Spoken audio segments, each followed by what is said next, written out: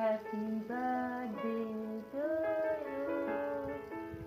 Happy birthday. দেখতে দেখতে তাতানার 7 বছরের হয়ে গেল। আজকের দিনটা আমার কাছে ভীষণই স্পেশাল। জন্মদিনটা আমার মনে হয় সন্তানদের থেকে মায়ের কাছে ভীষণই স্পেশাল হয়। এখন 4:30 বাজে, আমরা তো স্নান টান করে রেডি হয়ে গেছি, আর তাতান তন্নিও স্নান টান করে রেডি হয়ে গেছে। ওদের কেমন লাগছে তোমাদের পরে দেখাচ্ছি। আর দেখো বাইরেটা এখনো অনেক অন্ধকার। আমরা ডালা টালা সাজিয়ে নিয়ে চললাম মায়ের কাছে পুজো দেওয়ার জন্য। এখন আমরা লাইনে দাঁড়াবো। আর মায়ের পুকুরটা দেখো আবার নতুন করে তৈরি হচ্ছে। কি প্রচণ্ড ভিড় আর অনেক লাইন। এতই দুজনে ক্লান্ত হয়ে পড়েছে যে বোন দাদার মাথায় হাত বুলিয়ে দিচ্ছে, আর সবাই অধীর আগ্রহে বসে আছে কখন মায়ের কাছে যাব আর মায়ের দর্শন পাবো।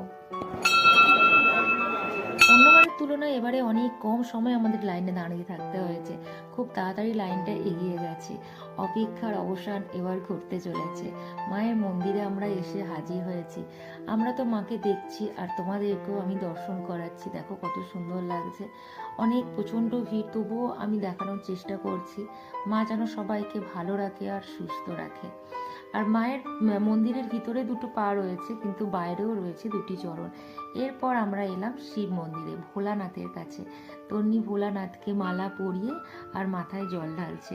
ছোট্ট তন্নিও যেন কত বড় হয়ে যাচ্ছে। যত বড় হচ্ছে আর তত বদমাইশি করছে। দেখো দুজনে ধূপ দেবে, মানে নিজের ধূপটাও জ্বলছে না কেন সেটা বলছে। ধোঁয়া উঠছে সেটাতে হবে না, ধূপটা প্রপারলি জ্বলতে হবে, মানে বাতির মতন।